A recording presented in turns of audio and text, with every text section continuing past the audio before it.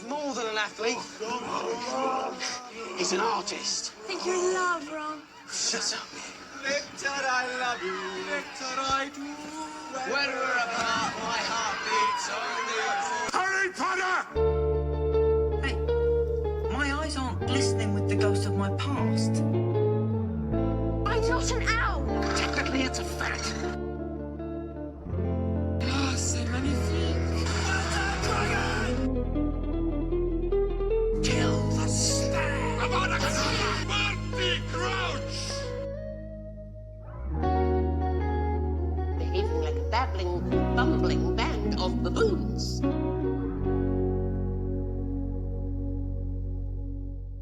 Junior. Hey, everybody. Real quick, just before the episode begins, I want to say just a few quick things. One, sorry that this episode's posting a little bit later than normal. But two, we are not beginning our Order of the Phoenix chapter by chapter coverage just yet. I have about a month's worth of these fun little one-off episodes. I know we just did our our best of book 4 episode, our Jeopardy episode, and the fanfic episode. But like I said, before we hop into Order of the Phoenix, wanted to do these fun little one-off things where, for example, in this week's episode, me and Zogwarts talk about the off-page incidents in the book that we want to see in the new TV show coming up on HBO. I have another episode coming up soon where I rate Harry Potter fan theories, and then another one where we play Harry Potter Price is Right with some Harry Potter collectors. So I hope you enjoy these episodes before we get to our Order of the Phoenix chapter coverage. But have no fear, we will pick up chapter by chapter coverage very soon, just not yet. So enjoy these episodes. If you like the podcast, please share it with somebody else. Share it with another one of your Potter friends who enjoys this kind of content. Leave a rating on whatever podcast app you listen to. And if you want more Harry Potter content, make sure you subscribe to our Patreon at retold.com. Not retold, patreon.com/retold podcast. But anyway, enjoy the episode. Also, I will be on this week's episode of Half-Blood Pod, so make sure you check that out. Me and the boys draft our favorite Harry Potter chapters. So that episode comes out on Tuesday, which is tomorrow as of the day that this episode is posting. So check that out too. Okay, now back to the pod. Hello, everybody, and thank you for listening to Retold, the podcast where I retell you my favorite story of all time, Harry Potter, except not today. Today, we have this fun little idea where we are going to talk about our favorite off-page events in the series that we want to see in the new Harry Potter HBO TV show. And so I'll explain a little bit more of what that means and what are we kind of envisioning when we say off page. You know, short version is just things that are said to have happened, or we kind of have to insinuate. But we'll get more into the nitty-gritty and the details of that in just a second. But first, I never take this journey alone. Every episode, I always have with me some very special guests. And with me this week, I have Zach, also known as Zogwarts. Hi, Zach. Hello, mate. Thank you very much for having me on the podcast. Very excited to be here. And this is absolutely my sort of subject matter today. I cannot wait to go into it. Yeah, I'm excited to have you on. I've been watching your videos for a while. Listeners, please check out Zach's page, Zogwarts on Instagram, Zogwarts on YouTube as well. Yes, mate. TikTok, Instagram, YouTube, just launched on Facebook as well. All the usual places. Yeah, one of the things that is cool about your page is it's one of the, anytime you post a long story, it's one of the few that I actually stay to listen to, because you drop good kernels of wisdom and nuggets. I remember one time I watched a whole thing of you saying like, yeah, TikTok isn't the best right now. I'm still going to use it, but like I wouldn't throw all your eggs in it. And I was just hanging on the edge of my, like, why? Because I was about to start one and I was like, well, why do you say that? But yeah, thank you, man. Yeah, I started on Instagram to just basically use the stories to just ramble, because I was like, I've not got a place. That's what I love podcasts for. You can go into all the detail, but you can have a bit of a ramble in there. I was like, short form content, you don't really have that. So let me just go on Instagram and just say whatever I'm thinking. And sometimes it equals absolute nonsense, but at least it's just hidden away on the story and it disappears after 24 hours. Yeah, very cool. Well, very excited to have you on, listeners. All the links for his YouTube channel and Instagram and all that will be in the description of this episode. Can you tell us, I guess, it's always a mixed bag when I have a content creator do their fandom ID, because I want them to tell me about like why they started their channel, but also how they got into Harry Potter. So we'll start with the original fandom ID, and then we'll move into the beginnings of your channel. So every time I have a first time guest, Zach, I ask them this fandom ID question of, what is your Hogwarts house? What is your favorite Harry Potter book? Your favorite Harry Potter movie? And how did you get into Harry Potter? So take it away. Awesome stuff. Well, I have got behind me my my Gryffindor book set, which I think gives away my house. I am a Gryffindor. Thankfully, when I did the sorting test, it gave me Gryffindor because I sort of picked it before doing that. And my only reason was, I was like, well, I love the books and I love the coziness of, you know, life at Hogwarts. And you're seeing it through a Gryffindor perspective. So in my head, I was like, if I did go to Hogwarts, I'd probably just want to have the same experience, apart from the dark wizards trying to kill you every single day. But so I want it like, as okay. advertised. Absolutely. I was like, I don't want to go to the dungeon common room. I don't know what that's going to be like. I want exactly what is shown in the books. So that was why I picked Gryffindor. My favorite book and movie, I think I have the most basic picks ever, because my favorite movie is Prisoner of Azkaban. My favorite book is Half-Blood Prince. And that seems to me to be the two most common choices. Half-Blood Prince for me, I love Dumbledore. I love Dumbledore chapters because it's just all information. It's all either information or him hinting towards knowing more than you.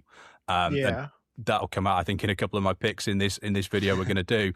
So that's why Half-Blood Prince is my favorite book, because it's just filled with them. And for movie, I just love the tone of Prisoner of Azkaban. I think the Alfonso Cuarón direction is just really, really different. I think for me, it's the one that gets the perfect blend of childlike. It's got the sort of warmth and nostalgia of the first two, but then it is getting darker. It is leaning more into the dark side of Harry Potter. So yeah, they're my favourites. In terms of how I got into it, to be honest, I don't really have like a sort of moment. I've always just grown up with them. So I was born in 2001. So obviously the first couple of books had come out, and I was born in the February. I think the first movie came out later in the year, around like September, October time.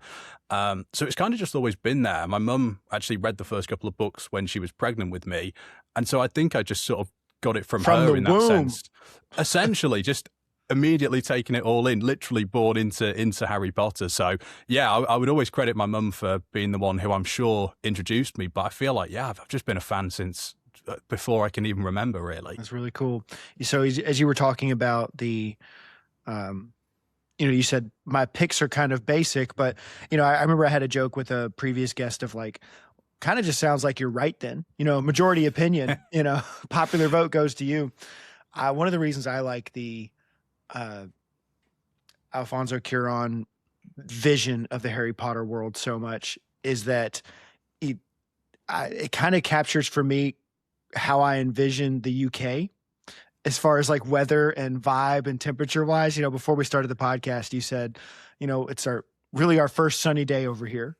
And it is. I was just like, I guess you want what you don't have. Grass is always greener, but I love rainy days. I love pouring down rainy days. Can't go anywhere. You just see it hitting the windows. And that happens a lot in the Prisoner of Azkaban movie. Yeah, 100%, 100%. Cool, you are the first person I think I've ever spoken to who said you are jealous of our weather, but I know that is what you get in the movie. I know for a fact that I would probably feel differently if I was there all the time. But like when I got my TV behind me, I'll throw up when I'm doing any type of work from home, just rainy cafe on the screen, because I'm like, I want that so much. Nice. It's a nice vibe. It's a nice. I love an ambience. If you could choose YouTube it, I video. guess. Yeah, no, 100%. Very cool. Well then, moving into the next part, because you are a Harry Potter content creator, you have a really cool platform, and I just wanted to ask, like, how did you get into making Harry Potter content? So I've always been someone who's loved content creation. I think my sort of generation, sort of growing up as a teenager in the 2010s, was the original, like, we all want to be YouTubers sort of generation. Now it's not very cool. It's sort of it goes through phases, but I think with the whole like influencer thing, it's not got the same buzz. But I always, grew up idolizing that sort of thing, and was always, the kid in school who had a Minecraft channel and all that stuff. What it came down to be honest, was just a sort of 1 week, my last year of uni, I finished uni and had like 2 weeks where I just had nothing to do in my uni flat, no job. I had like one presentation, so I couldn't leave my uni flat. I couldn't move on, but I was just sitting around. And the Harry Potter movies came to Netflix in the UK that week. So it was just like, oh, okay, well, I'll just binge watch them all. So I think I just binged them in a couple of days. You know, I've not watched them in a while. Brilliant. And as someone who loves making content, for me, that just gives me the buzz. I am the sort of person who, anytime I do something to do with my passions, I'm like, oh, I wish I had a platform to just talk about this. Mm-hmm. You know, I love my football, and every time I come out of a match, whether I'm happy or sad, I'm like, oh, I just want to go somewhere and just rant about it. And just rewatching the movies all in a couple of days and just having nothing else to do, it just sparked it. So yeah, I set up the platform. This was sort of May 2023. It was called Hogwarts Viral back then, because I just thought I'm probably just going to post like memes and stuff like that. And eventually posted a couple doing like random filter challenges. And then I was just like, okay, do you know what? Let's just start talking and actually just talk Harry Potter theories and controversial opinions. And suddenly 3 years has gone by. Wow. That's really, I relate so much to what you said in the first part of like, when I watch something, I want to talk about it. When I get into something, I want to share it with others. And I feel that a whole lot with pretty much any fantasy or anime that I watch. Those are like the two big things that my wife and I watch. And I finished Lord of the Rings and I go, I want to talk so much about Lord of the Rings. Like, I've read all of the extended stuff. I have up on my bookshelf, like the entire History of Middle Earth collection. It was like a $300 book set. Love that sort of thing. I love Game of Thrones. I love The Witcher. And then my wife and I, even on this channel, we covered a lot of this anime called Freerun. Still need to do the last few episodes of season 2, but wait for that, listeners. Eventually. We had a baby. Things are a little busy. That's a good excuse. Yep. But very cool. And another thing, before we hop into the subject matter for today, I've noticed sometimes on your stories, you posting one of your interests being wrestling, professional wrestling. Tell me about mate. that. It is my guilty pleasure. I'm actually off to Italy next weekend. It will have passed after this has gone out, but I'm going out to watch the WWE Clash in Italy pay-per-view. I've just always been a lifelong WWE fan. I mean, I say WWE, I think you sort of get tarnished now as a wrestling fan. I like all wrestling, but there is so much wrestling on now that it's hard to sort of keep up to date with every single company and everything going on. But yeah, I don't know. I don't really know where the passion came from, to be honest. I just remember, I think around 2010, sort of, what started watching. It was like my Saturday morning tradition. I'd watch SmackDown and then Total Wipeout USA for some reason, and it just became something that every now and then you'd sort of have a cooling off period, wouldn't watch for a little bit, but I'd always keep up to date what was going on. And yeah, I just absolutely love it. It's just a nice, fun way to get lost in the moment. I know everyone sort of says, it's fake and whatever. I think as long as you go into it knowing what to expect. I always describe it more as a soap. I think it's just a weekly TV show. Really. Yeah, there's a lot of like, if you want to get into it being scripted and fake now, there's a lot of professional sports getting accused of that as well. So. Well, that's the thing. At least you know what you're getting. you know what you're getting there. Yeah, no, I absolutely love it, and I love any excuse to show it off on my story and chat to people about it. I love that. So like, I just brought it up because growing up, WWE was one of my huge things. I loved it so much. My brother and I we'd play SmackDown versus Raw, the video game. I know my listeners, Harry Potter fans, don't probably care about this, but just to ramble for a second, I love it so much. I remember the very first time I have an older brother, and the very first time I was about to beat him in a video game was a SmackDown versus Raw game, and it was like, it felt like a paradigm shift. The older brother never loses to the younger. That never happens. The passing of the torch. Yeah. And I felt in that moment, I did my finishing move to him, and I knew that if I went for the pin, he was gonna lose. And I was like, neither one of us are ready for this yet. So I threw the match. Like, I just did a bunch of taunts and made it look like I was bragging, and then he ended up beating me. And I was like, you know what? That's okay. We weren't ready for that yet.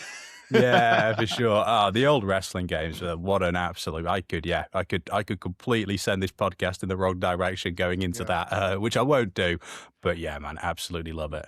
Let's get into our topic of conversation, today. So, listeners, you heard me mention at the top of the episode, but the thing I wanted to talk about in this episode is, as we think about the upcoming TV show and we get excited for all the things that could be in this show, it's kind of advertised to us as like more faithful adaptations of the book. But also, when you make an adaptation, there's going to be changes. It's going to happen. And there's also, because we're not in Harry's brain during the TV show, there's things we might get to see that weren't included in the books. And there are several things that are mentioned to have happened in the books that aren't actually on page, like they take place off page, or certain things we're meant to infer. And so in this episode today, Zach and I want to talk about those particular things and the things we want from each book that most stand out as things we would like a whole lot to be in the show. Now, adding a little caveat, and I think, Zach might explain some of his parameters he set for himself as well. But one of the things that I thought was I don't want to include things that spoil big reveals, because a lot of the awesome off-page stuff that happens are spoiler stuff. I thought there's a whole lot of cool Snape stuff we could see, or Sirius Black stuff and like Prisoner of Azkaban, whatever. But those would be major spoilers that I was like, well, we can't actually do that during the main run-up of the series. So that's kind of one caveat I added. And then I think that's the main rule I set for myself. Is that kind of what you were thinking too, Zach? Yeah, 100%. I had the exact same thing when I was going through the books and coming up with my list. I'd think of something and I'm like, yeah, that's a really good idea. And then, oh no, that actually ruins stuff. I mean, a very brief example without giving too much away. In the Deathly Hallows, I was thinking, oh, wouldn't it be cool if we saw Snape actually doing the Patronus to lead Harry to the Sword of Gryffindor? And then I was like, well, no, it wouldn't actually, because then it would ruin the big reveal of Snape's true side and his identity later on. So yeah, it was definitely a dilemma that affected the list. But I agree. I mean, it's a really interesting dynamic, I think, for the series of it can't do spoilers, although most of the people watching it are probably going to know what happens already. So you kind of hope they lean into, hints and Easter eggs maybe, but obviously we don't want any actual spoilers in the show. Yep. Well, without further ado, let's get into the first one.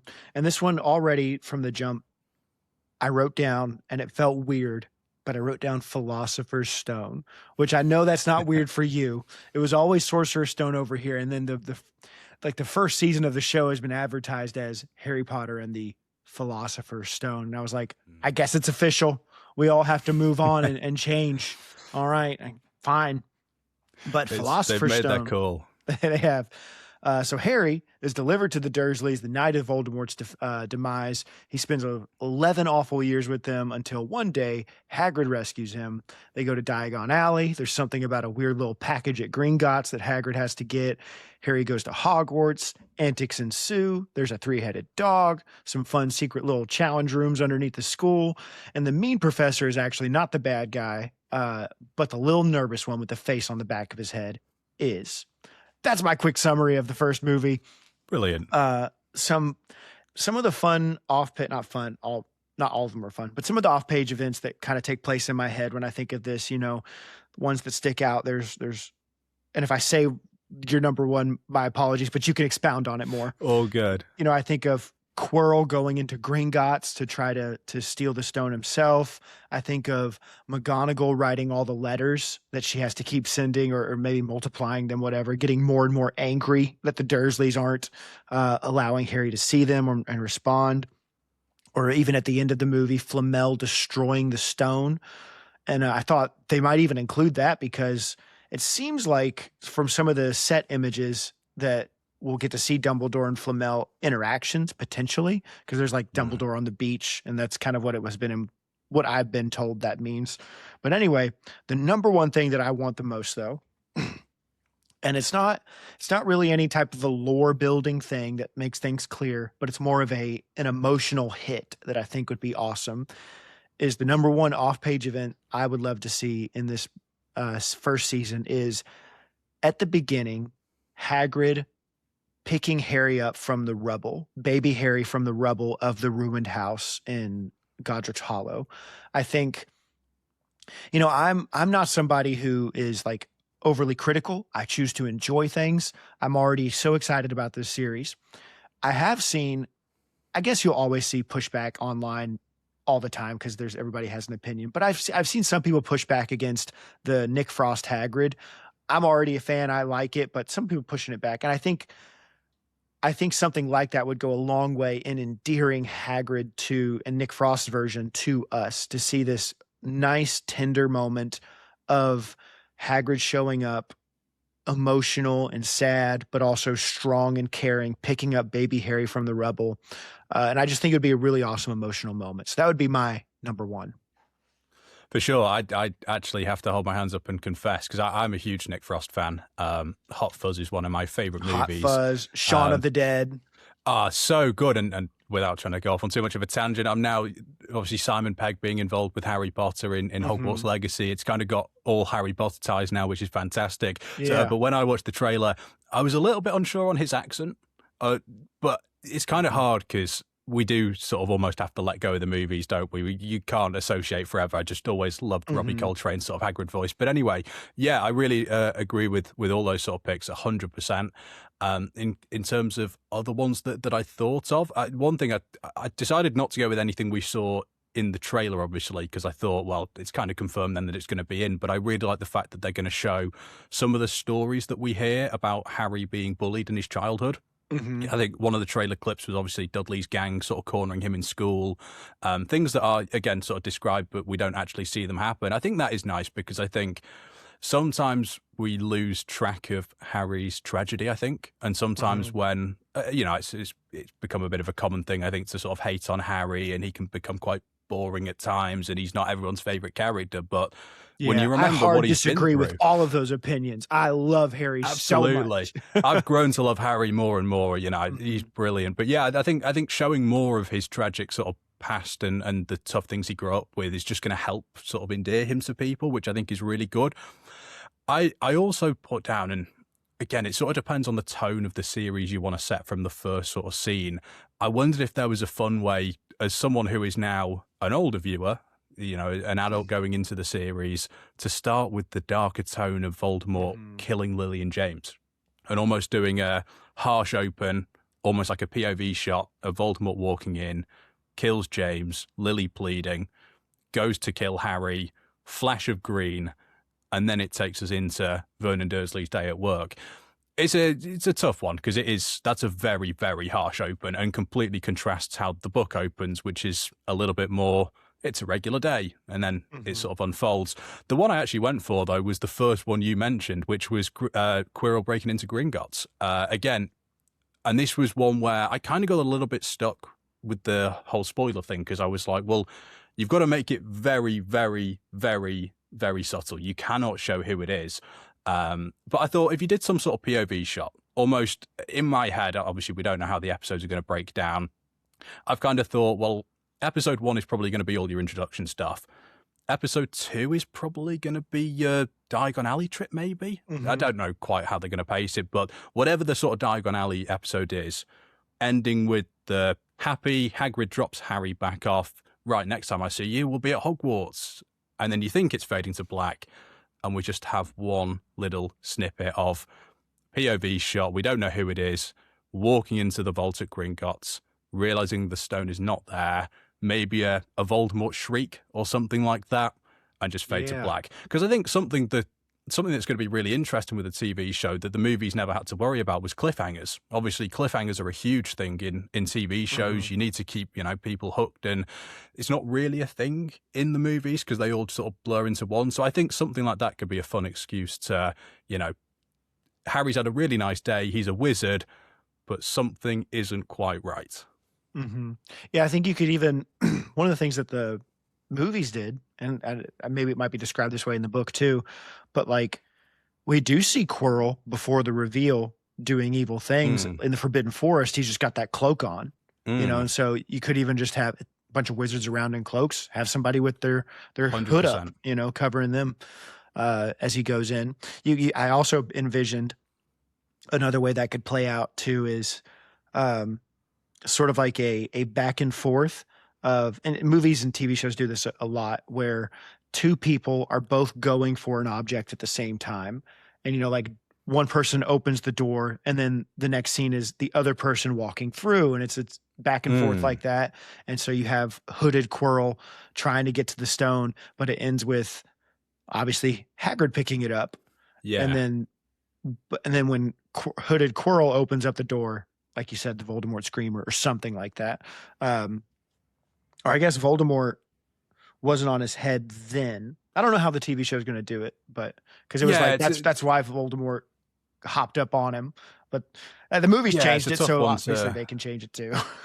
Yeah, I suppose. And that's one of those. I mean, my take, I know quite a lot of people disagree. People want it to be very book accurate. My take has always been, I think as long as it sticks to book canon, I don't mind them taking a couple of creative liberties, especially I think as we get further into the series and there's more time to fill, as long as it's not something that doesn't make sense with the book canon. Yeah, I'm okay fine with with changes as long as they're, like you said, they don't change massive things. And if it's a better decision, like if it works well. 100%. But anyway, that's Philosopher's Stone. Moving on now to our Chamber of Secrets picks. So quick summary. Harry receives a warning from a little house elf named Dobby that more shenanigans are afoot at Hogwarts that year. He doesn't care, though. He goes to the Weasleys in a flying car, takes that same car to Hogwarts, says what's up to the Whomping Willow. We learn more about the prejudices in the wizarding world. Muggleborns get attacked. We hang out in the girls' bathroom, take a peek at the Slytherin common room, and hit up the Chamber of Secrets where Harry kills a big noodly boy. And that's my quick summary of the Chamber of Secrets. I love it. So some of the things that happen off screen, you could potentially see stuff like Arthur Weasley charming the flying car. Was that your pick? It's not my pick, but Okay. I love it. I love it. That's got to be in there. I was going to hate it if like all of my throwaway ones that I said right at Can the you way were like, imagine? yeah. But you see Arthur Weasley charming the car or getting fined when the car gets exposed. Dobby blocking the platform or messing with the bludger. But I think I kind of have a tie for the thing I want the most. And, well, it's my podcast. I can say what I want. So I'm going to do both of these. One of them, I think it could be interesting is, well, let me say this other one first. I had another Hagrid one, which is why I didn't want it to be the only one. But the Hagrid one that I thought could be cool would be at the end, him getting his letter that he's being freed from Azkaban. And that could also be like a cool cliffhanger into the next season, in that when he gets out, it like the camera goes over and you see Sirius Black in his cell, or even like a dog in the cell, and you're like, what is that? Something. That's awesome. Something Yeah, like I'm that. a huge fan of that. But the other one that I wanted to throw out too was, Lucius goes to Borgin and Burkes and says, hey, you have can you come get the stuff from my manor in the drawing room under the drawing room floor? And then later Arthur Weasley does a raid on his place. And I don't think I can't remember if he finds anything or not, or if Lucius had already moved everything out at that point, but that could be another kind of back and forth camera angle of them removing the things out of there and then the ministry showing up and finding nothing in there. But more of the more of the Malfoy Manor and the dark objects at Malfoy Manor. I think that would be cool stuff to see. So that would be my picks. I think that'd be awesome to see. Yeah, and I'd enjoy anything that is subtly sort of revealing places and things that are going to become more important, which actually leads into my pick. So obviously I said at the top of the episode, Dumbledore is my favorite character. I absolutely love anything that suggests Dumbledore knows more. I always love like the twinkle in the eyes and stuff like that. Yeah. And something really important happens at the end of Chamber of Secrets, which is Dumbledore gets the diary, because obviously he's had so many theories up until that point, and you're kind of led to believe that he might be onto the idea of Horcruxes, but it is sort of implied by his explanation in the Half-Blood Prince that the diary is the thing that pretty much confirms it to him. At the very least, confirms that he needs to get confirmation from the Slughorn memory stuff. So I put in a moment that technically isn't 100% stated as being in there, but I think from what Dumbledore says has to be in there. And it's that after Harry's given Dumbledore the diary and everyone's left the room, I know he sends Ginny off to get a hot chocolate and he sends Ron off and whatever. I'd like just a 5-10 second snippet of Dumbledore just looking at the diary. Mm-hmm. Just one of those classic Dumbledore. He doesn't say anything, doesn't even have to give anything away with his look. But as I said before, I would love, they can't spoil anything, but references for the people who have read the books or watched the movies, because a lot of the audience are going to be in that sort of category, just to say, okay, there is something about this diary. I just think something that highlights its importance, for me personally as a Dumbledore fan, just a little glimpse that suggests, okay, this could come up again later. Yeah, I think that would go a long way in showing how wise and smart and ahead of the game Dumbledore is. And, you know, movies and TV shows do that all the time with just a lingering look or a look of significance that takes a few more seconds on the screen. And that's something small, doesn't take much for them to do. Just, you know, him holding it or just what I like that I think that's another great one. I'm a huge Dumbledore fan as well. And so things like that add to the aura of Dumbledore are really cool for me. So I think that's a great pick as well. Moving on now to Prisoner of Azkaban. So in this one, Harry's aunt comes to visit, and that's nice. But she gets blown up, though. Harry boards the night bus, stays at the Leaky Cauldron. That's in London. Hangs out in Diagon Alley. We get Crookshanks added to the party. Dementors hop aboard the train, and some dude keeps trying to break into Hogwarts. Also, we get to go back in time, and that's fun. And that's my quick synopsis of Prisoner of Azkaban. That's all you need, mate. That's all you need. These summaries are great. Yeah, I don't know why I do you know, several hours of podcasting through each book when I could just do it like that. But some of the potential things you could include that I thought about, one that I thought would be really funny is like a Sir Cadogan cold open of him like going on a journey through the different portraits of doing a quest. Yeah, awesome. You could also have Lupin and Snape seeing the kids on the Marauders map. That's mentioned, you know, as they are out at the Whomping Willow. Also, one of my absolute favorite moments in this whole series is when they win the Quidditch Cup in book 3. I love it so much. One of my favorite like 2 paragraphs to read. It's so joy-filled. It's just magical and whimsical. It's some of my favorite moments. I not for this one, but I have a Quidditch-related pick along those lines coming up. And so this isn't my number 1 pick, but I think it would be cool to see more of the importance of Quidditch to the kids in this season. So of them out in the mud and the rain practicing and working hard, and Oliver pressing them. And, you know, and Harry also struggles with Quidditch during that time because he's afraid that the Dementors might get him again. And so Harry's struggle with this one thing that he always felt naturally gifted at in the wizarding world kind of being taken from him and him being robbed of.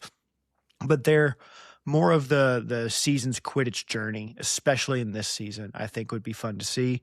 But my number 1 that I want to see the most is I would love for the Christmas episode. And I think this season, Harry Potter naturally lends itself to wonderful Christmas moments. And I think they could do like full on Christmas specials, like each season, one episode being the Christmas episode. And I love if they were to do that, like the idea for the Christmas episode being a cold open where Crookshanks goes to Gringotts Bank, gets the money for the Firebolt, and then goes over to Quality Quidditch Supplies and gets the Firebolt. Because as the audience, it just leaves you with such a, what the heck did I just watch? It, you know, especially in this series where we can have massive tonal shifts. And I think that's fine. I think this season plays it, or this book series does that very well. But it would just be kind of funny in this. There's a murderer on the loose. We're worried about Dementors attacking and dealing with depression and crazy things like that. But also the incredible whimsy of Harry Potter. Like that's what always brings me back to it. I love the whimsy. I love the fun, magical nature. And so for just this cat to like, we just saw this cat at Hogwarts. Why is it back? How did it even get back to Diagon Alley? You don't need that answer, listeners. All right. It just is. And then how did it get the money? You don't need that answer. Just watch it. How did it get you don't need it. Just watch. I think it would just be funny. I love that. I love anything that's a sort of a hint. It's not a huge hint, but I suppose it's a hint that Crookshanks is helping, but a hint that is designed that you forget. because I think that is the sort of thing that you watch it and you go, oh, that's odd, that's funny. Mm-hmm. The whole episode goes by and you forgot.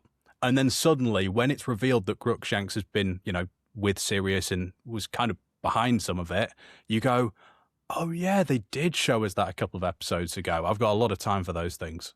Yeah, because I was thinking about it. It's not an off-page thing that Crookshanks and the dog are in league with one another, because in the books, Harry keeps seeing them together on the grounds. So they do have somewhat of a relationship, and it's guessed by Hermione and made very clear that a lot of people think that this broom is from Sirius Black. And, the thought could be, as the audience, when you see the cat who's been hanging out with his dog get the broom, or in fact, you might not even need to see the cat with the dog at first, but later when it happens, you're like, wait, was it from Sirius? And it adds more to the mystique and the drama of it. I wonder if there's anything in it as well. I'm going completely off the top of my head here. Not that anyone watching would ever suspect like Hermione of doing something bad, but obviously that would happen at the time that Harry and Ron have fallen out with Hermione.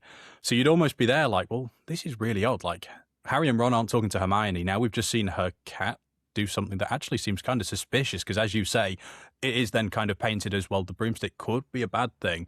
It just throws like an interesting, I guess it becomes an anti-Hermione thing at that point. Not that I think anyone would ever think she's doing something wrong, but you would be there like, it's not a good episode or two for Hermione here. Well, it'd also be interesting too, in that when you see it at first, you think, oh, is Hermione trying to get back in their good graces? But then when she is going, where the heck did this broom come from? You think either is she denying it because she doesn't want them to know she got it for him, or did she really not instruct her cat to do it? So it's even more confusing and fun. It's confusing in a fun way. So yeah, very cool. What about you though? What's your my big pick was, I would love to see Sirius Black asking for Fudge's newspaper in Azkaban. That sort of came straight to mind. And this was another one that I thought, okay, got to be really careful here. So I think there's always been a little bit of a misconception with Sirius's time in Azkaban because of the crazy wanted posters in the movie that have painted this idea that he basically went insane. Perfect impression. See, and when I was thinking of this, I was like, well, if Sirius is going to behave like that, it doesn't really work necessarily. But then I was like, well, that's kind of a movie thing. Sirius wouldn't be like that. So I actually think could be quite a good parallel. So almost if you have Fudge and, a ministry representative or whatever, you're walking through Azkaban, you've got all the crazy prisoners who are up against the bars, banging on the doors, sort of going insane. You could get some fun glimpses at people who are going to come up later, Bellatrix or something like that. Yeah. And then as he gets to Sirius's sort of area, Sirius is the only one who isn't doing that. He's just sat or stood calmly in the corner and just very politely asked for the newspaper. And it's almost, for us, we know that the reason he's calm is because he's good. He's innocent. But I think if they do it right to a new viewer, it could almost come across a little bit sort of like Ted Bundy sort of vibe. It comes across as more creepy, more menacing. This guy is so evil. He's not he is just coming across as a normal guy. He's not affected by this Azkaban stuff. I think if they do it right, and if they show a sort of almost shocked fear in Fudge's face by I'm just having a normal conversation with this mass murderer who was under Voldemort. I think there's a way they can do it where it could just be this really fun, almost is meant to make you fear him more. But actually, when you get to the end, you go, that's why. So that was my one that sort of came straight to mind. And yeah, I do think you've got to be a little bit careful with ones like that to not give away too much. But I think there's a way you can do it that could just be a really, really fun interaction. Yeah, I like the idea of especially including that at the beginning of the season, a long intro in episode 1 of kind of Fudge walking around in Azkaban and seeing this one shadowy, creepy figure who is speaking like that. I think that would be a really cool episode opening.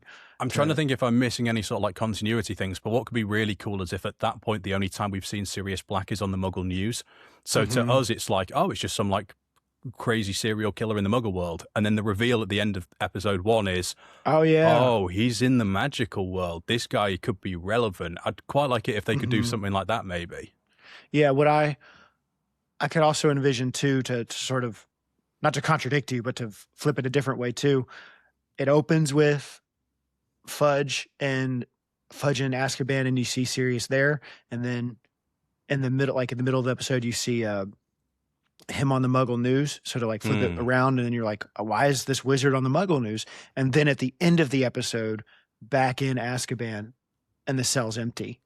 Yeah. What? I think there's a way you can really make the most of having like because we sort of go back through it and you almost feel like Prisoner is the book that doesn't have a villain, because obviously it is Pettigrew, but I suppose Pettigrew doesn't really do anything in Prisoner that evil at that point. So going back and rereading, you kind of feel like it's missing that sort of villain figure, but obviously up until the very end, that is supposed to be Sirius, and he's almost supposed to be like the scariest person up to that point. Like, obviously, Voldemort we've met, but we've not met him in full form.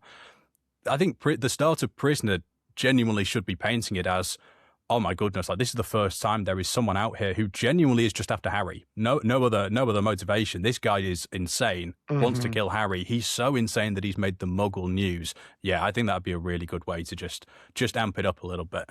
Absolutely. Moving on to Goblet of Fire. So the Weasleys burst into the Dursleys' house like the Kool-Aid man. They grab Harry, take him to the World Cup. Some racists start a riot. The kids go to school. Harry's name gets put into the Goblet of Fire and then subsequently comes out of the Goblet of Fire. He has to engage in 3 dangerous tasks and a dance. A cool Hufflepuff dies and the most evil person in the world rises again. However, Harry does still win the tournament, so that's cool. And that's my synopsis of Goblet of Fire. Some of the things you could include, Ron asking Fleur to the dance, because that's always just mentioned, and that would be hilarious. Yeah. You know, that scene of like, she didn't answer, I just ran. Seeing the Ron actor freak out like that could be so funny. Even on the reverse side, you could also have Crumb asking Hermione. However, I kind of like the reveal of Hermione at the Yule Ball being a champion's date. You could do Percy getting the dragon dung from his brothers at the Ministry. That's a great one. Hagrid and Rita's interview. I know I'm saying a lot, but one of the ones that is very dark, but again, this is the dark book, that could be interesting is perhaps some of the Bertha Jorkins, Pettigrew, and Voldemort interactions. And that could also confirm some fan theories, you know, like, because there's the one theory that maybe she was pregnant and that's how Voldemort got his body. And I won't say too much of that there because that's a really dark thing to talk about, but that isn't, I find that such a fascinating fan theory.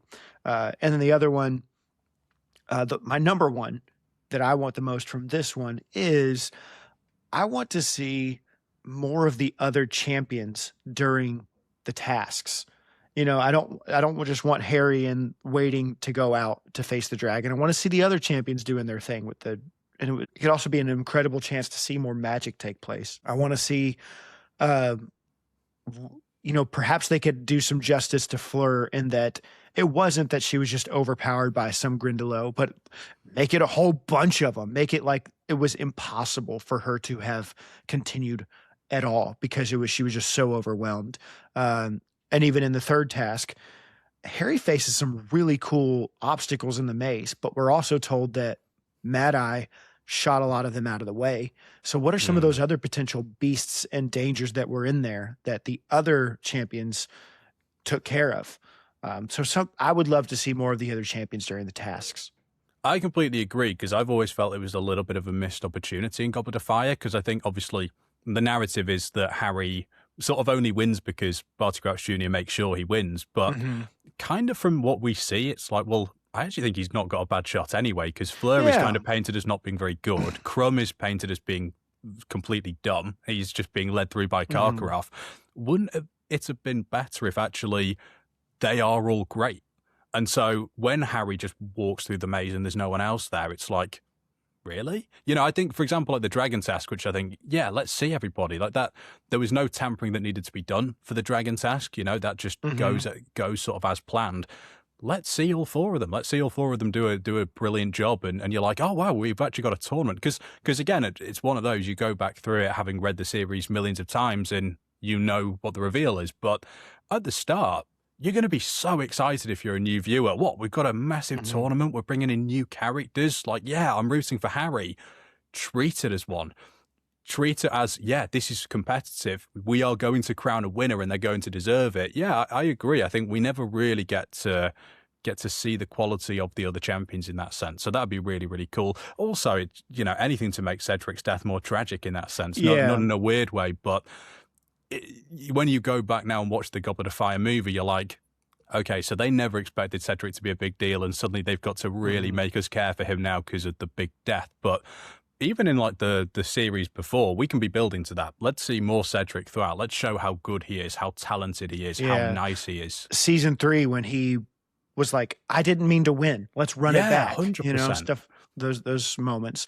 Absolutely. But yeah, I mean, my actual choice was one you landed on. It was the Pettigrew capturing Bertha Jorkins. I think we've done quite a few sort of mysterious cold opens and stuff, but my thinking was you open because episode 1, you probably could do a Riddle House dedicated episode. It might be a little bit of a stretch, I'm not too sure, but if you were going to, one of the ways you could get it to being long enough is the first sort of 5-10 minutes is following Bertha Jorkins. You start with her in the ministry, normal day. You watch her sort of traveling to Albania. She ends up in a random, a pub or a tavern or something like that. Yeah. And a mysterious guy in a cloak comes and just sits next to her. Hood comes down. Oh, that's the bad guy from the last series, Peter Pettigrew. And then you follow, go into the forest, and almost like a similar thing to, I suppose, what happens with Frank Bryce in the movie, where you don't really see Voldemort, but Voldemort's there. And I think there is a fun way, especially because you do again forget through the book, because obviously Harry forgets that he's seen the Bertha Jorkins thing, but we know. It's one of those rare times in the books where we've actually been given the information that Harry doesn't seem to have. Normally you just know what Harry knows. We've been given that. So it'd be quite good, I think, to hammer that home and go even further. Give us the whole story at the start of it. Harry doesn't remember any of it. So as things start unfolding, we can put the pieces together. I'd be so here for it.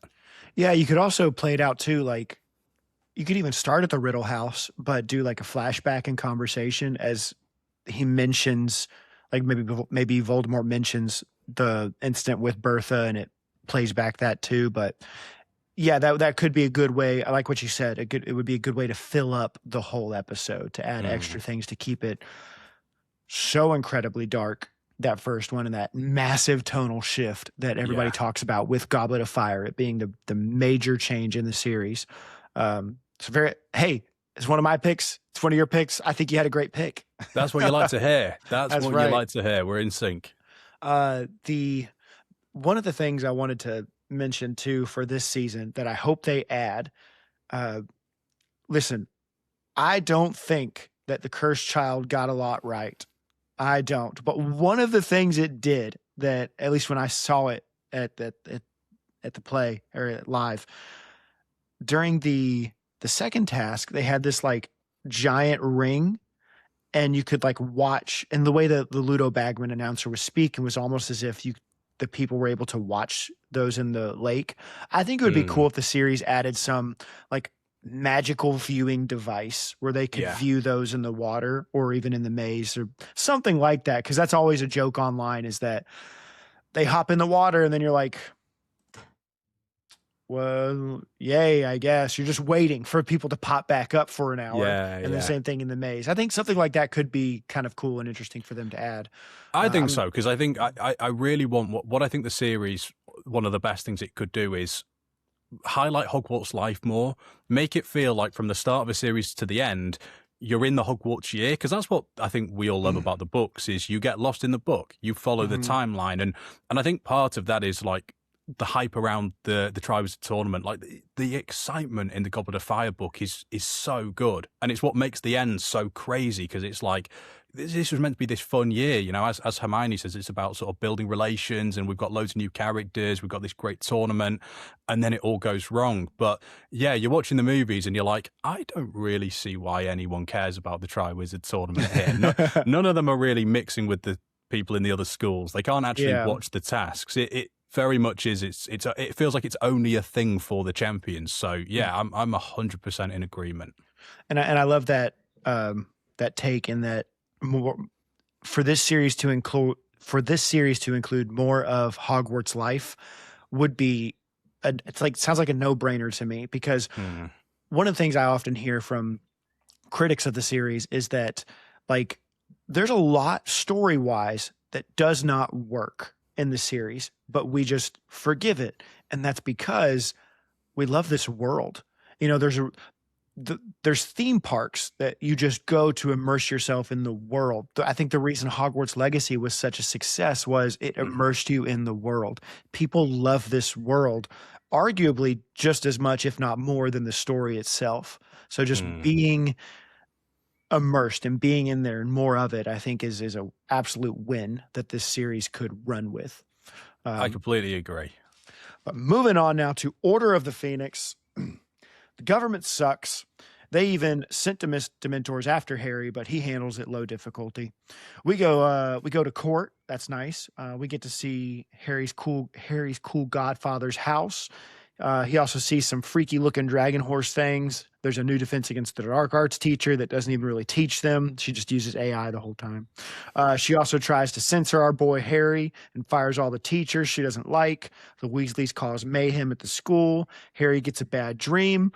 The squad bursts into the Ministry, and we get a 6 Scooby-Doo chase sequence, and the most epic battle between Voldemort and Dumbledore takes place. However, Harry's godfather does die, and that kind of colors things in a negative light, and that's sad. That's my synopsis of the Order of the Phoenix. Perfect. Very sad. Thank you. Or, yeah. Thank you. It's so sad. Some of the things you could include in this one, you got Umbridge sending the Dementors, although that's kind of spoilery, but maybe something at the Ministry taking place to suggest shenanigans afoot there. But I think more stuff at the Ministry is a win that you could include, especially that's would be one of my things later. But whatever Dumbledore is up to, whenever he leaves after the incident near like 2/3 of the way through the book, when, you know, you got to admit Dumbledore's got style, you know, when he disappears with Fox. What does he do between his leaving Hogwarts and appearing at the Ministry? I'm curious. I don't know. I don't have an idea. I want to know. It's the great mystery. That one dude going crazy when he touches the prophecy. That could be something to include as well. But so I have 2 things, but I'm going to not say one of them just in case it's yours. And then if you don't say it, I'll mention it as well. Okay. But one of them is, to me, this one sounds like the most obvious one, but the Hagrid and Olymp going to the Giants. That Hagrid tells the story, but to actually see it on screen of how like crazy that is and violent and visceral. You know, Hagrid talks about one giant cuts another giant's head off, but seeing these massive creatures who are way bigger than Hagrid himself, and who Hagrid's been like the biggest guy we've known to this point. But just how, and it's cool because it also takes us away from Hogwarts, shows us other areas of the magical world, other magical communities. I think seeing Hagrid's tail on screen would be really cool. So that's my number one. 100% agree. I think that'd be so cool, almost as like almost a storytelling episode similar to like the Three Brothers tale, where Hagrid starts to tell the story and we like zoom into actually then seeing it unfold. I'd love that. That'd be so interesting to see. I like that. I think so. Another basic pick for me, Order of the Phoenix, is my least favorite book, and I love it. My main reason has always been that there's kind of 2 plots in Order of the Phoenix. There's your Umbridge Ministry stuff, and there's the prophecy, what's Voldemort trying to steal stuff. And I've always felt they just slightly got them the wrong way round. Like, this is the point in the series where I want the focus to be on the prophecy. What is Voldemort doing? And obviously, because we're trying to keep Harry in the dark, we kind of end up being kept in the dark, and the focus sort of becomes Umbridge, who is a really interesting character, but it sort of is, if you really dumb it down, it's Harry not liking the teacher for most of the year. That's a very dumbed down way of putting it. But that is interesting. I've never heard it phrased like that, but it does kind of take away from the prophecy stuff. Yeah, I've always just felt I wish there was a little bit more focus, and I suppose that's for example, we can see more of the Order doing their shifts in the Ministry, that sort of thing. Any sort of example that just gives us a little bit more of a look into what's going on, and I think it could also add to Harry's isolation a little bit if even like we, the Watcher, can see stuff that he can't see. Harry is so isolated and so in the dark in this book that we have more information than him in like a sort of rare turn of events. The one I've actually gone for, though, is Ron winning the cup for Gryffindor. That was my second one, too. So brilliant. When you said I have a Quidditch one later, I was like, I bet it's this one. Keep going. Absolutely. Yes. So I've never really liked the Grawp introduction. I think it works well, and obviously it does the job that it needs to do in terms of when they lure Umbridge to the forest later. But I always thought it was like, it's one of those Order of the Phoenix sort of side quests that it takes us a whole chapter to fill. And you can kind of see that Grawp is only introduced for one reason. That whole, Hagrid asking them to keep an eye on him, we never then really see them doing any of that. Like, it is just, here is Grawp, meet Grawp. Grawp's going to be used once. That's it. I think he pops up again in the Battle of Hogwarts, but I've just always felt, surely there was another way. I mean, even if it was just the Centaurs, like, who could have taken Umbridge away, did we really need to spend a whole chapter introducing a new character just for that one moment? But the thing that I think bothers me the most is we miss Ron's big moment. Yeah. And I think it's awesome that Ron wins the Quidditch Cup. I think it's awesome that Ron gets a moment to be the hero. And I think, obviously, I think it's important for Ron's character that Harry and Hermione miss that moment, because it is supposed to highlight, like, Ron finally gets his moment. And Ron's always painted as someone who secretly wants a bit more of the spotlight because he's always in the shadow of brothers and Harry, but actually he's a good person. And you realise that when Harry and Hermione say that they didn't see it, because he's reveling in all of the excitement of everyone, but ultimately he wanted his friends to be there. But obviously, thankfully, because this is the series and we don't have to just see everything through Harry's perspective, doesn't mean we don't get to see it. So I just think, do the Grawp stuff, but let's just cut back and forth. Let's cut back and forth. I'm so happy you mentioned Ron's reaction too, because that's one of my favorite Ron moments, in that when he does find out they weren't there, he's not furious with them at all. Like he kind of, you can tell he's kind of shocked, and I think he might have complained, but then they tell him why they missed it, and he is like surprisingly understanding of the whole situation. So I think that's a wonderful character moment for Ron, not just to win it, but to be able to stomach his friends not being there as well. So, but I 100% agree. Like, yeah, I feel like Grawp just had that one purpose, kind of odd. And you took me away from my sweet Quidditch. All right. I know a lot of people don't like it, but I do enjoy watching the fun shenanigans of the Quidditch. And for Ron to get his get back on the Slytherins, they're all singing Weasley is our king. And then just for the Gryffindors to come carrying him back up the hill, singing Weasley is our king in the right way. My thinking is, I like that. My vision is we cut back to the match, and you got Lee Jordan on commentary, who sort of almost explains like, Gryffindor are in the lead. They're going to win the cup unless they concede once more. Yeah. And you cut to a Slytherin chaser, throws the quaffle. You cut to Ron going for the save, fade to black. Yes. Then you go back to Harry and Hermione walking back up the hill. They're in a terrible mood. And I think Harry even says, he's like, I'm sure, Ron's lost or whatever. Open, go through the fat lady, and everyone's celebrating. I thought that would be a really nice way to do it. Dude, my house is a little cold. That might be part of the reason, but I did get goosebumps. Come on, that's the reaction you want. Oh, so that's Order of the Phoenix. Moving on now to Half-Blood Prince. Okay, so Daddy Dumbledore finally returns to Privet Drive to pick up Harry himself. He reprimands the Dursleys, and that's pretty cool. He and Harry recruit a teacher. Harry gets made Quidditch captain, but is suspended for the final game. No worries. He still gets the girl at the end. Good for you, Harry. Snape is defense against the dark arts teacher finally. Harry and Dumbledore go on memory missions, and they also visit a cool cave. And Albus has an awesome breaststroke. I think I remember reading that where Harry's like, wow, he could swim really well. The school gets invaded. Dumbledore dies. Oh, and Snape is the Half-Blood Prince. So there is your Half-Blood Prince synopsis. So this one might have been the most difficult for me to pick. There's a whole lot that happens off screen in this book. Some of the interesting ones you could include are like Hermione by herself in the Slug Club hangouts before Harry gets there. Because it comes around to her even saying like, oh, but you could, like, they're actually not that bad. You got Death Eaters trying to recruit Slughorn at the beginning. The Quidditch, what happens in the Quidditch match after Harry gets whacked by Cormac McLaggen. That's a good one. Kingsley working for the Muggle Prime Minister. Like there's so much stuff. This is probably the biggest list I made.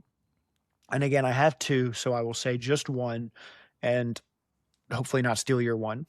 I think the one I would like the most would be, it's such a toss up.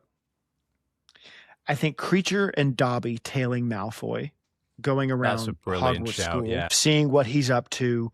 And it could also just be like kind of goofy shenanigans of them like being all spy, like creeping around corners, something like that. And just seeing where he goes, what he's doing. And we as the audience kind of getting fooled into, I guess Malfoy's not up to anything bad. Because they come back with a report of, like, what is it? Creature says, he behaves as befits his noble blood, stuff like that. But yeah, so that would be my number one. Yeah, I love that. As you said, so many good ones in Half-Blood Prince. One that I'm going to be honest, I don't think it would make any sense to show in the show, but that I would absolutely love to see is Snape being told by Dumbledore that he's got the job. I'd just love to see his reaction because all I can picture is just the little smirk. And I'd also love to see like Dumbledore's reaction giving him the job, like, because Dumbledore's relationship with Snape is always so weird, and I do think there's quite a lot we can sort of play off. I mean, one thing I would love, and I don't know if we're going to get it, but if they dedicated a whole episode to the pensive reveal in the Deathly Hallows, because I just think it's the most interesting thing ever. So I would love to see that. But my number one, it may be the last one on your list, is Dumbledore destroying the ring Horcrux. Ooh. I would love to see it, just because I think it probably doesn't give anything away, but it's such an interesting Dumbledore moment because first and foremost, it's Dumbledore making a mistake. It doesn't really happen much. Like, he misjudges the situation. But I think that can really highlight the danger of hunting Horcruxes, really put over just how damaging they can be. Because I suppose at that point, I've never really thought of it this way, but at the start of Deathly Hallows, when we go out to hunt for Horcruxes, we've not really had a bad experience with one. Like, Harry obviously stabs the diary and it doesn't sort of do anything after, or it doesn't like have a sort of crazy effect. And obviously Dumbledore destroys the ring and we see his hand, but we don't see the full effect of what's happened just yet. We don't find out about Snape saving him and that he's only got a year to live until later. I suppose if at the end of Half-Blood Prince, Dumbledore's dead, we've learned about Horcruxes, and we've seen what they can do, I think that'd be really interesting. So obviously you've got to be careful not to give away too much. My thinking is literally just, and again, I feel like I've done loads of them, almost start of episode 1 sort of thing, or maybe start of an episode, we see Dumbledore hit the ring with the sword of Gryffindor. Almost instantly, he's out cold. Almost looks like he's died. And then we see him a little bit later turn up to pick up Harry with the withered hand. And you're kind of like, I don't really know how Dumbledore A, survived, and B, why it's his hand. And that information can come later. But it sort of almost adds to the story and okay, we've got a little bit of an idea. We know it's linked to the ring. I think it'd just be a fun thing to tease at the start and then really sort of highlight just how dangerous Horcruxes are by the end.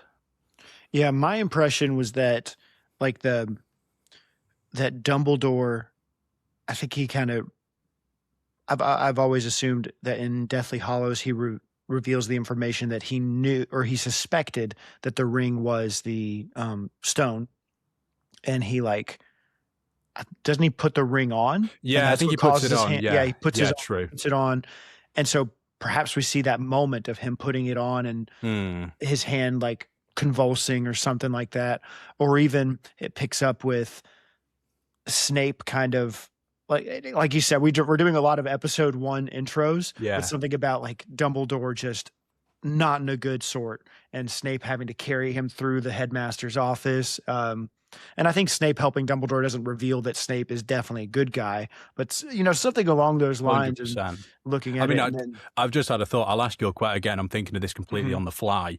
We talked before about we're okay with them changing things that don't really matter in that sense, as long as they stick to canon.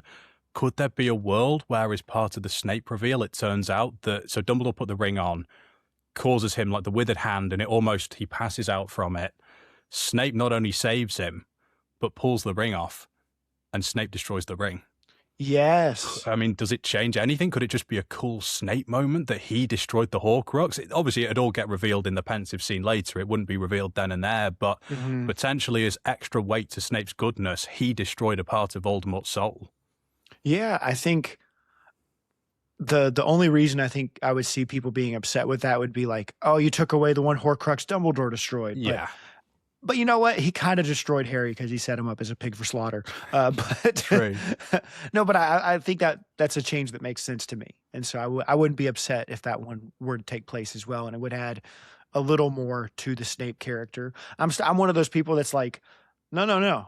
I still hate Snape even after all of that. But it still makes it a little more. Oh, mate, it's the same thing with me. I love him as a character, but I will never ever understand why Harry names one of his kids after Snape. Doesn't add up to me. So the other one that I wanted to mention that's a great one, and I even have it on my long list. But the other one was, in the series we get so many we don't get enough cool duels. We don't get enough cool moments of epic magic going back and forth. That was one of the reasons why I would love to see more of the other champions in the Triwizard Tournament to showcase more incredible magic. But also the deaths of Amelia Vance and Madame Bones that are mentioned in the chapter of the other minister. Maybe them dying in the epic battle that ensued to take them out. I don't know how you would put that in. I don't know what would make sense, but just more about them to showcase incredible dueling, I think. I wonder if through the series, because there's not loads of sort of like dueling and that sort of magic. I wonder if just like through the series, maybe once an episode, you could almost just have a snippet of one of the things the Death Eaters are doing. So obviously, because you've got the capture and killing of Karkaroff, you've got Florian Fortescue, you could almost do like each episode, we just get a little snippet at some point in the episode of someone being captured, tortured, killed, etc., just to, really highlight just how scared the wizarding world is, because that's always been something I've loved about the Other Minister chapter. I think it really does. Like, what an incredible way to show us just how serious the situation is. Like, we at that point had no idea that there was ever a situation where the Muggle minister would have a private meeting with the Minister for Magic. It really says, okay, hang on, we are in unprecedented times here. So I think, seeing more of the killings that are going on outside of Hogwarts, just highlighting how scary the wizarding world is at that time. I completely agree. I think it'd be good to see. And then just a few of the more, because I wrote down so many. I just want to mention some of these. I'll probably do an episode for each of these books 100%. Talking about all the things you could include. But some of the fun ones from this, you got Crabbe and Goyle drinking the polyjuice potion, when they turn into little girls. Malfoy sneaking off the map. The movie does show that, so that's kind of cool, but it's not actually a thing in the book. Death Eaters, I already said that, going after Slughorn. Mundungus stealing the things from Grimmauld Place, because Harry almost chokes him out when he finds that out. Fred, George, and Ginny messing with Percy on Christmas Day, because Harry and the minister, what's his name? Rufus Scrimgeour. Rufus Scrimgeour, they go off, and that takes place in there. Yeah. Draco getting branded with the Dark Mark, although that might be spoilery, but, maybe there's something to insinuate it, or you see the setup for the ritual. And we learn how the dark mark gets bestowed on somebody. Yeah, that'd be super interesting. Hagrid finding dead Aragog. All right, that'd be another one. And then Hermione and Ron leaving the train without Harry. You know, it's like the first time they ever do it. And they're like, I wonder where he actually went. And then, Ron's apparition test, where he leaves behind part of his eyebrow and loses, doesn't pass because of that. I like that. I want to add in, was it Bill or Charlie who had the apparition where he like ended up in a supermarket and took out a lady doing her shopping? Yeah, that was Charlie. I don't know how you put that in. I want to see that as well. Yeah, that's Charlie and Goblet of Fire. I think that'd be a great inclusion. They're just mentioning it and you smash cut. You see that? Yeah, during like the apparition test. I don't know what the wizarding equivalent is to just having a sort of projector and just having like failed things on the screen to show everybody and just one of them is I swear that's Charlie. I think that'd be brilliant. Oh, that was my brother. Oh no. Yeah. All right, moving on to the last one, Deathly Hallows. Harry's cousins go on an extended vacation, and he finally makes it out of there. He rolls out of Privet Drive with 6 other identical twins, and not everyone makes it, sadly, and that's because Mundungus sucks. They go to a wedding, but it gets crashed by some Death Eaters. They go to Grimmauld Place, break into the Ministry. They go camping. They hit up Harry's hometown, Malfoy Manor. They stay at the beach, break into Gringotts Bank, ride a dragon. They break into Hogwarts, and they win a war. Also, Harry dies, but he does come back to life, so it's cool. And so that's our Deathly Hallows summary. So again, lots of stuff in this one. You've got, I think, very close at the top of the list, I want to see more of what's taking place in the Ministry during this time. I think if I were to actually change something, I would want more of a significant role of the Order of the Phoenix in this series and what they are doing. I guess at this point, they're all kicked out of the Ministry, most of them, but maybe you could then include the formation of Potter Watch and how that sort of helped keep the Resistance alive a little bit. You've also got the Neville at Hogwarts and the crew at Hogwarts, what they did, breaking into Snape's office to get the sword. You got Percy's return, Dudley putting the teacup there. So I have a whole bunch like this one too, but I don't want to say too many because who knows, maybe even already stolen yours. But one of the ones I'll say that I want the most is I want Ron's journey while he was away. When he gets the 3 wands and actually like another shining moment for Ron where you're telling me Ron overpowered 3 wizards by himself? 100%. All right, sick. Show me some of that. And what was he up to during that time? Help us like feel a little more sympathy for him because, we don't like him because he left, but we can see the horror on his face after he has gone, once the lock gets off of him, he realizes he's made the mistake that Ron in his right mind never would betray his friends, or leave his friends. And then the journey he takes to get back. I think that would be my number one. I completely agree. I think there's a real argument to be made that we never spend enough time actually just seeing people doing magic. All these characters who you're like, I feel like they would be good in sort of combat situations, but you don't get to see it. And I think Ron in that sort of situation would be really, really good to see. Because, I know Ron's not necessarily the best at magic of like everyone in the group, but he's a good wizard. He is a talented wizard. He's a true Gryffindor. Yeah, I'd like to see him sort of overpower, and that could be one of his sort of, I guess, like coming of age moments in that sort of sense that everyone, similar to what you said with Neville, like we need to see that from Neville. Like we really, really need to see the building of the Resistance within Hogwarts. I think that'd be fascinating. I agree with your list a lot. One thing that I'd quite like to see is Voldemort killing Mad Eye. One idea I had was I'd quite like to see, I'd almost like quite like a Jaws sort of thing to take place in that chase where we sort of cut away from Harry and Hagrid to Voldemort at the back of the pack, just sort of flying in. We see him kill Mad Eye, and we're cutting back and forth between Harry and Hagrid on the bike, back to Voldemort getting closer, and we're like, oh, they don't know Voldemort's here. And we could sort of see everything going on at that point. You see the sort of Snape cursing George's ear off. You see the Stan Shumpike reveal. But yeah, I thought just Voldemort killing Mad Eye and just highlighting Voldemort more, because I feel like in the movie, it all happens really fast. It's like, oh my God, there's all this chaos. That's Voldemort. Bang, wands connect, crash and all that sort of stuff. I'd like them to sort of space that out. But my actual pick was one that I sort of said in that sense. I'd like to see the actual moment of the takeover of the Ministry including the assassination of Rufus Scrimgeour. Mm-hmm. I've always just been so interested by, obviously, we know that the Ministry is infiltrated by the Imperious Curse, basically, and, Imperious Curse on senior Ministry officials, and that's how they sort of take over from within. I'd love to see the moment that it happened. When did a Death Eater or someone under the Imperious Curse just basically click their fingers? I know, just a battle broke out in the Ministry. Like, how does it happen? And obviously, Rufus Scrimgeour is sort of said to have had one last moment of pride where I don't know if he's tortured, but he's basically said, tell us what you know about Harry Potter or die.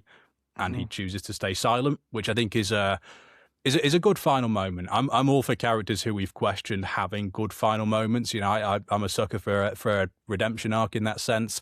But yeah, I'd quite like to see the moment. Cutting away from the wedding, everyone's happy, all of it kicks off. I think it'd be interesting. I think any excuse to see something that's going to involve epic magic, and at that stage, any excuse to seeing the bad team win. Because every single bad team win is going to make that victory all the more sweeter in the end. Yeah, I 100% agree. One of my biggest issues is I feel the Ministry is too bumbling, and I think I was talking to somebody on an episode before, Brett's Thoughts, and he mentioned it's it's meant to be a caricature and it's making fun of government, and so I get that too, and I agree in to some extent. But I would like to see at least the higher ups or some of these wizards being more competent. And so it would be awesome to see the Death Eaters being even more menacing and more terrible and more skilled, so much so that they were able to defeat skilled Ministry wizards like Scrimgeour. And because it just seems like the Ministry was primed to fall. Yeah. Which that can still be the case, but at least give me some awesome wizards in there who it was a tragedy and honestly an impressive feat that the Death Eaters were able to overtake them. I completely agree because I've always thought, obviously, we're told that at the time of Voldemort's downfall, the evil side were winning the war. And I've always thought, well, obviously we know Voldemort's very, very good at magic, but all of his followers, with the exception of maybe one or two, your Bellatrix and your Barty Crouch Jr., they're all kind of just, your bumbling, typical, silly comedy TV villains who can't actually do anything right. How were they beating the Order of the Phoenix? But yeah, if we actually see, these Death Eaters should be good at magic. They won a lot of duels. They killed a lot of people, skilled wizards. Let's see it. I completely agree. Yeah. So before we wrap up, some more fun shout outs here at the end of Deathly Hallows. I would also like perhaps Nagini inhabiting Bathilda. All right. How did that go down? What did Voldemort see whenever he hit Harry with a Vada Kedavra? Because he fell down too for a little bit and had to be picked up. Was he in some brain palace world as well? What happened to him?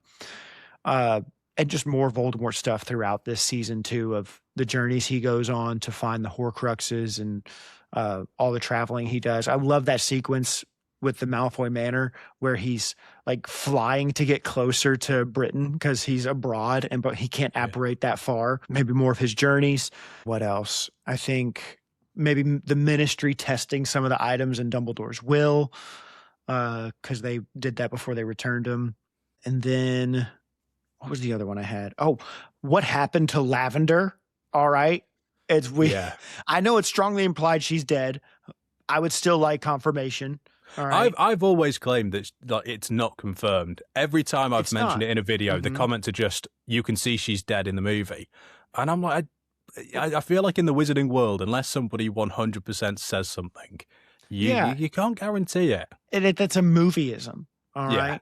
And I understand the retort will be, if they pick one or the other in the TV show, well, that's a TVism and not a book. Who cares? All right.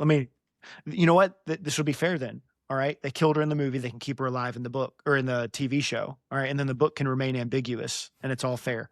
I'm here for it. Oh, and I think there was one more I wanted to say.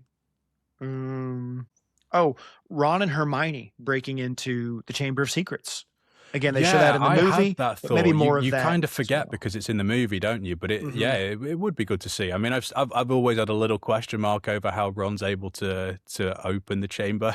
I thought, really? I did not think that Parselmouth was something you could just pick up from someone sleeping, but I think it would be cool. Yeah, he spent a lot of time with Harry. He knows what he's. Yeah. Well, that's pretty much all the ones I had. As we wrap up this episode, was there anything else that sort of came to mind? Anything you think we skipped over, or potentially, or I off the top of my head, I think everything's covered. I think the I think the spoiler thing creates a really tough sort of caveat, I suppose, for these sorts of lists, because there is so much stuff, that would be fun to see that you're like, you can't really justify it. Things like Barty Crouch Jr. and all the stuff that he was up to in Goblet of Fire. You just can't show it, can you? Yeah.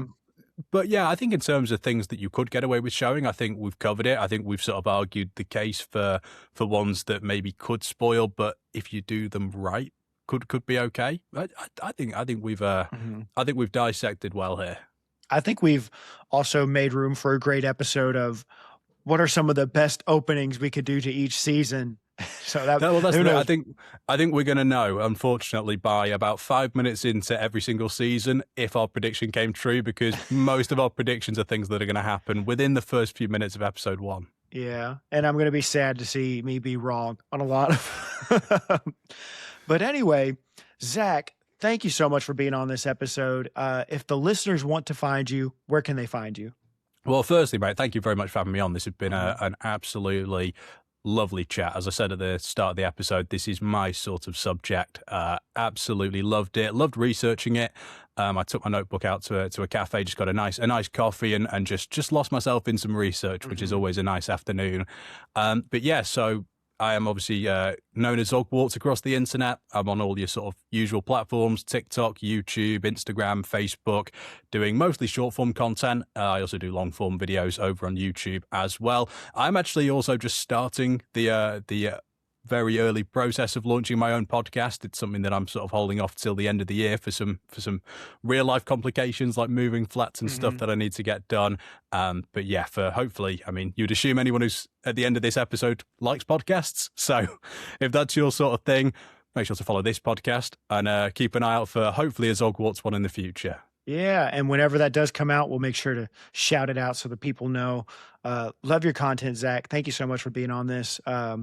Listeners. Thank you so much, mate. Yeah. Listeners, thank you for listening this week, and I'll see you next time. Goodbye. And then click.